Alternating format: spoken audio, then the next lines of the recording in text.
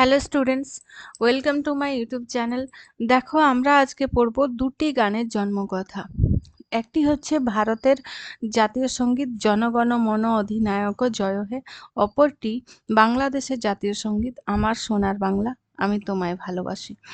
জনগণ মন অধিনায়ক জয় হে, জনগণ মন অধিনায়ক জয় হে, ভারত ভাগ্য বিধাতা, পাঞ্জাব সিন্ধু গুজরাট মারাঠা দ্রাবিড় উৎকল বঙ্গ, বিন্ধ্য হিমাচল যমুনা গঙ্গা উচ্ছল জলধি তরঙ্গ, তব শুভ নামে জাগে তব শুভ आशीष मागे, गाहे तब जय गाथा, जनगण मंगलदायक जय हे, भारत भाग्य विधाता जय हे जय हे जय हे জয় জয় জয় জয় জয় হে।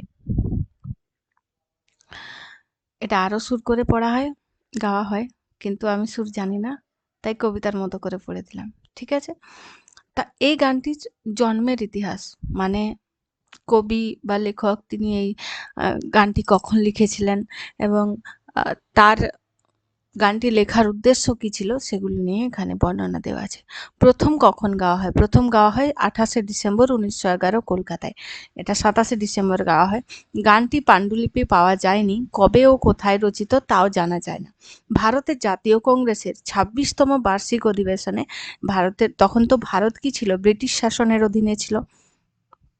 তখন ভারতে জাতীয় কংগ্রেস প্রতিষ্ঠা করা হয় এবং তার অধিবেশন করা হতো, যে ভারতের মানুষরাও ভারতের যে আইন শৃঙ্খল রক্ষা বা ভারতের যে শাসন ব্যবস্থা, তাতে তাদেরও যে একটু যোগদান আছে সেটা করার জন্য, বা সেখান থেকে কিছু কিছু দাবি দাওয়া পেশ করা হতো।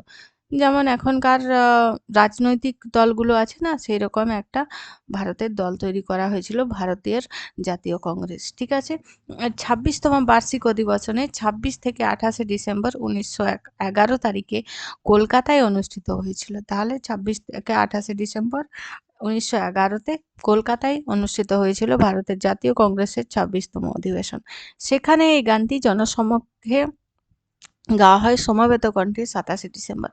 গানের রিহার্সেল হয়েছিল ডক্টর নীলরতন সরকারের হ্যারিসন রোডের বাড়িতে। নেতৃত্ব দিয়েছিলেন দীনেন্দ্রনাথ ঠাকুর। পরের দিন দ্য বেঙ্গলি পত্রিকায় গানটির ইংরেজি অনুবাদ সহ সংবাদটি পরিবেশন করে।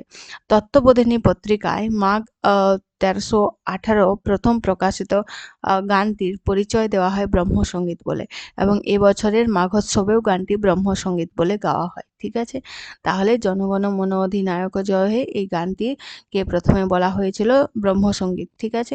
গানটি ভারতের জাতীয় সঙ্গীত হিসাবে গ্রহণের প্রস্তাব উত্থাপিত হলে রবীন্দ্রনাথের বিরোধীগণ প্রচার করেন গানটি সম্রাট পঞ্চম জর্জের ভারতের আগমন উপলক্ষে রচিত। তাহলে জনগণ মন অধিনায়ক জয় হে এই গানটি ভারতের জাতীয় সঙ্গীত করার পরিকল্পনা যখন হচ্ছিল, তখন যারা রবীন্দ্রনাথকে ভালোবাসেন না বা রবীন্দ্রনাথের গান বা কবিতা নিয়ে করে যারা আলোচনা করেন এবং সেটা নেগেটিভ দিক, নেতিবাচক দিকে তারা খারাপ আলোচনা করেন, খারাপ বলেন, তারা বলছেন, যারা তার বিরোধ করছেন তারা বলছেন যে এই গানটি পঞ্চম জর্জকে, ইংল্যান্ডের তখনকার সময়ে রাজা ছিলেন, সম্রাট রাজা ছিলেন, তো ভারত দেশ ছিল তখন ইংরেজদের অধীনে, তাই ইংরেজও সেই ইংরেজদের যে রাজা, ইংল্যান্ডের যে রাজা, তিনি ছিলেন ভারতেরও তখনকার রাজা। তো তিনি সেই ভারতের দেশ ভ্রমণ করতে এসেছিলেন, তার আগমনের উপলক্ষে এই গানটি রচনা করা হয়েছিল। বিশ্বভারতীর প্রাক্তন ছাত্র পুলিন বিহারী সেন গানটি রচনার উপলক্ষ জানতে চেয়ে রবীন্দ্রনাথকে চিঠি লিখলেন। তিনি তাকে লিখেছিলেন 20 নভেম্বর 1937। তাহলে রবীন্দ্রনাথ কি লিখছেন তার ছাত্র পুলিন বিহারী সেনকে? সে বৎসর ভারত সম্রাটের আগমনের আয়োজন চলছিল। ভারত সম্রাট মানে পঞ্চম জর্জ। রাজ সরকারের প্রতিষ্ঠাবান আমার কোনো বন্ধু সম্রাটের জয়গান রচনার জন্য আমাকে বিশেষ করে অনুরোধ জানিয়েছিলেন। তাহলে রবীন্দ্রনাথ ঠাকুরের বন্ধু তাকে বলেছিলেন যে সম্রাটের আগমনের তাকে আগমন জানানোর জন্য তার একটি গান রচনা করতে। শুনে রবীন্দ্রনাথ বিস্মিত হয়েছিলেন। সেই বিস্ময়ের সঙ্গে মনে উত্তাপের সঞ্চার হয়েছিল।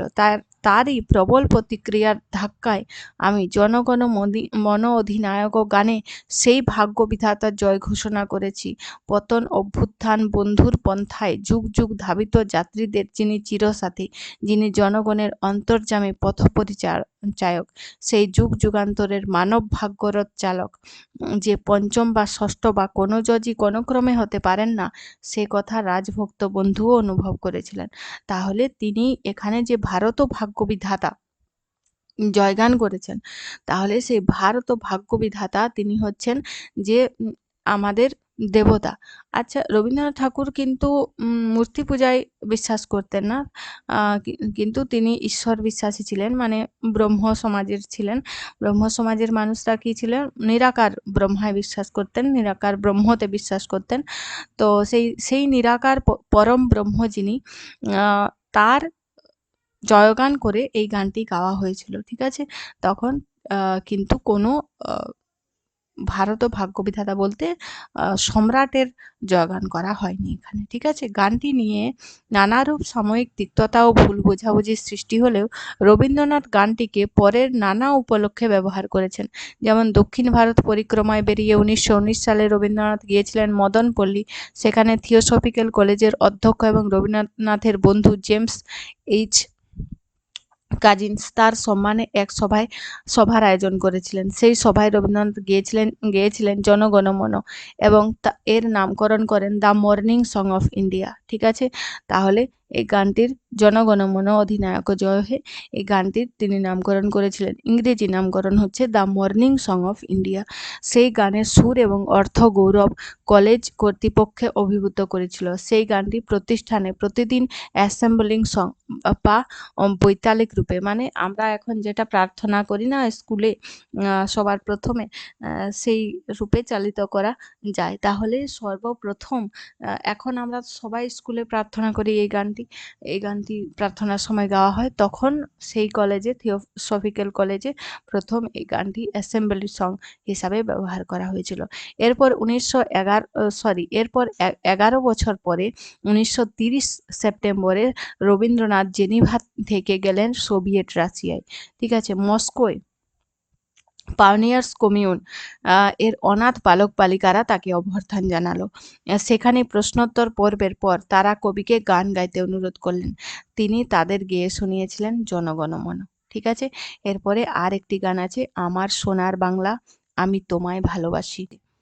আমার সোনার বাংলা আমি তোমায় ভালোবাসি, চিরদিন তোমার আকাশ তোমার বাতাস আমার প্রাণে বাজায় বাঁশি। ওমা ফাগুনে তোর আমের বনে ঘ্রাণের পাগল করে মরি হায় হায় রে। ওমা অঘ্রাণে তোর ভরা খেতে আমি কি দেখেছি মধুর হাসি। কি শোভা কি ছায়া গো, কি স্নেহ কি মায়া গো, কি আঁচল বিছায়েছ বটের মূলে নদীর কূলে কূলে। মা তোর মুখের বাণী আমার কানে লাগে সুধার মতো, মরি হায় হায় রে। মা তোর বদনখানি মলিন হলে ওমা আমি নয়ন জলে ভাসি। এটা গান, আমি কবিতার মতো করে পড়লাম একই কারণে। তাহলে প্রথম গাওয়া হয় 25শে আগস্ট 1905 সালে।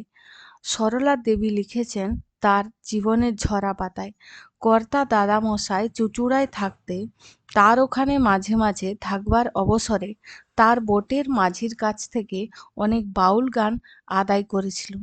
যা কিছু শিখতুম তাই রবি মামাকে শোনাবার জন্য প্রাণ ব্যস্ত থাকত। সরলা ছিলেন রবির বড় দিদি, তার মেয়ে, ঠিক আছে। তার মতো সমজদার আর কেউ ছিল না। যেমন যেমন আমি শোনাতুম অমনি অমনি তিনি সেই সুর ভেঙে কখনো কখনো তার কথাগুলিও কাছাকাছি দিয়ে গিয়ে এক একখানি নিজের গান রচনা করতেন। কোন আলোকে প্রাণের প্রদীপ, যদি তোর ডাক শুনে কেউ না আসে, আমার সোনার বাংলা প্রভৃতি অনেক গান সেই মাঝির কাছ থেকে আহরিত, আমার সুরে বসানো। আর রবীন্দ্রনাথ ঠাকুর যখন গান গাইতেন তখন যে গানগুলো লিখতেন সেগুলো কিন্তু সুর দিত বিবি, মানে ইন্দিরা, আর এই সরলা, ঠিক আছে। ইন্দিরাও কিন্তু অনেক গান গেয়েছে প্রথম, আর সরলাও অনেক গান গেয়েছে প্রথম, যেগুলো যে সুরে বসালে ভালো লাগে তারা গানগুলো গেয়ে গেয়ে দেখতো।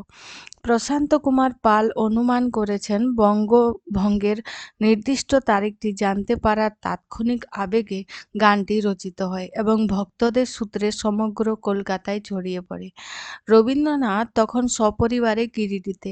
এখানে বসে তিনি ২২ থেকে ২৩টি গান রচনা করলেন, যেগুলি আজ স্বদেশী গান নামে পরিচিত। বঙ্গভঙ্গ আন্দোলনের পরিপ্রেক্ষিতে সেই গানগুলি সে সময় বিপুল উদ্দীপনার সঞ্চার করেছিল। ১৯৭১ সালে স্বাধীন বাংলাদেশ রাষ্ট্র স্থাপিত হলে গানটির এই প্রথম ১০ পংক্তি সেখানকার জাতীয় সঙ্গীত হিসাবে গৃহীত হয়েছে। তাহলে এরপরে আমরা পরের ভিডিওতে করব হাতে কলমে প্রশ্ন উত্তর, ঠিক আছে? তাহলে এই ছিল দুটি গানের জন্মকথার ইতিহাস, ঠিক আছে? রবীন্দ্রনাথ ঠাকুর কোন প্রেক্ষাপটে কখন এই গানগুলো রচনা করেছিলেন এবং তাতে সুর দেওয়া হয়েছে কিভাবে, সেটা প্রথম গাওয়া হয়েছিল কিভাবে, সেইগুলির বর্ণনা এখানে আমরা দেখতে পেলাম। তাহলে বোঝা গেল, যদি কোনো শব্দের অর্থ বা কিছু বুঝতে অসুবিধা হয় তাহলে কমেন্ট করে জানাবে। আজকের ভিডিওতে এ পর্যন্তই। পরের দিন আমরা এর হাতে কলমে করব, ঠিক আছে?